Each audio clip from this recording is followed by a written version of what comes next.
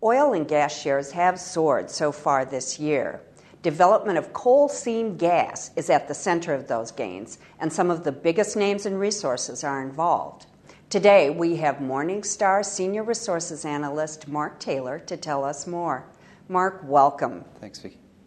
Mark, first of all, what is coal seam gas? Can you tell us a bit about it, and what is it used for? Coal seam gas is the gas that occurs within the pores and cracks in coal seams.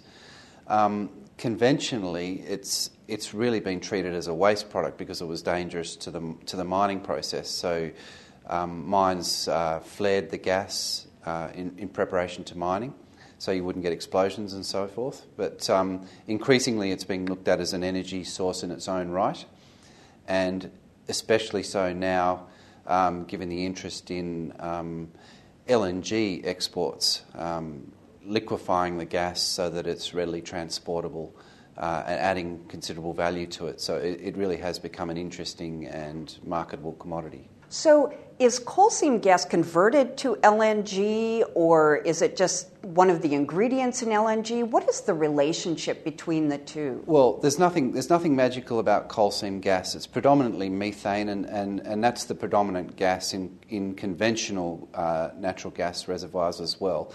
However, it isn't currently being made into LNG.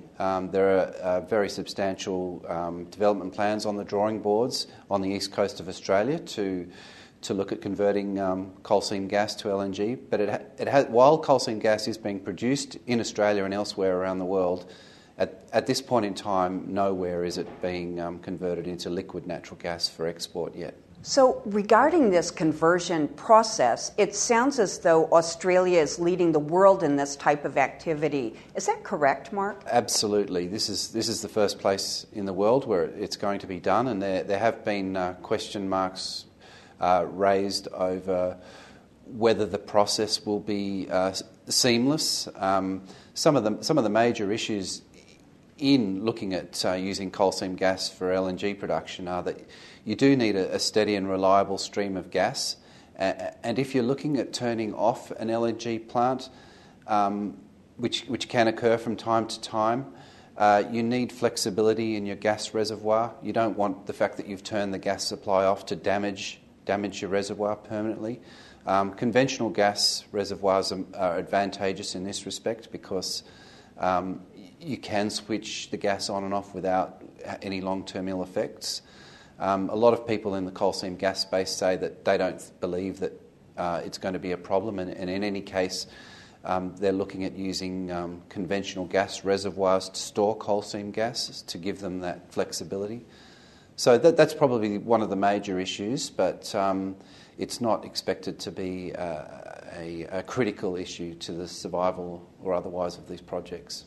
Turning back to stock market movements, with the gains that we've seen so far in this sector, is this a result of the coal seam gas development or expectations of mergers and acquisitions activity? What's going on there, Mark?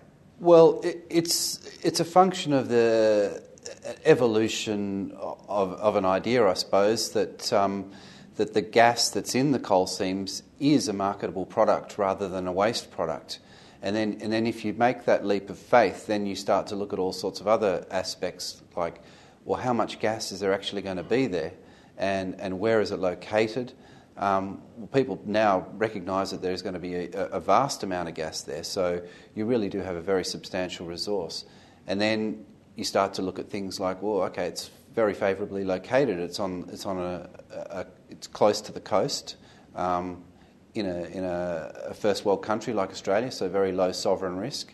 So these things are very attractive to major international oil companies, and the minute the first one made the move, then they all started having a close look, and you've seen the likes of Petronas and ConocoPhillips come in and pay very substantial sums for equity stakes in projects that are still relatively early stage.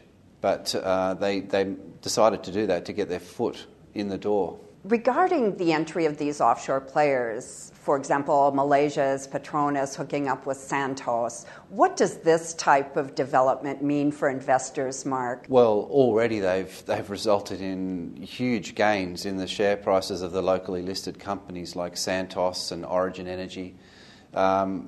People were just taken aback by the huge prices that were paid. So you've already seen an explosion in valuations in these companies. So to some extent, you've missed the first boat in terms of share price appreciation. And now we think, while you probably won't see those sort of quantum of gains, there are still plenty of opportunities out there for further merger and consolidation activity. One of the key sort of things that we're interested in is the dynamic between Woodside Petroleum's major shareholder Shell and BHP and Santos. There's been a view in the market that Shell might be quite keen to sell its one-third stake in Woodside, use the proceeds to fund a takeover bid for Santos, and in so doing gain a very substantial foothold in the East Coast coal seam gas to LNG space, and gain exposure to the cash flows that would accrue through Santos, because at the moment with their minority Woodside stake, while it's a very valuable stake, it's not large enough to allow them to consolidate those cash flows. So it's sort of a difficult asset for them to have. Not to mention the fact that there are conflicts of interest on the West Coast as well, because you've got the likes of Shell, Chevron, BP, BHP, Woodside, all vying for their separate interests in projects. So it is getting pretty murky over there. So some sort of simplification and clarification of the direction that certain parties are pulling is would be advantageous. So with Shell getting set to sell its stake in Woodside, any thoughts as to who the buyer might be? Well, I think the most logical buyer would be BHP, because there are the synergies there to be had, because BHP already has stakes in Woodside projects like the Northwest Shelf, and it's of a size that would be palatable for them, and it's not likely to throw up any ACCC or other regulatory hurdles, because that space is now a very well populated space, and competition concerns aren't likely to come in. So it's something that would be pretty desirable to BHP at the right price. It sounds as though Australians have a ringside seat to this type of activity, Mark. Is that correct? Yeah, sure. I mean, it's all happening in our backyard. We've got stocks, good quality companies that have got direct exposure to these assets, and we've already seen very substantial gains, and there could be more in the offing. Mark, thank you for joining us today. You're welcome.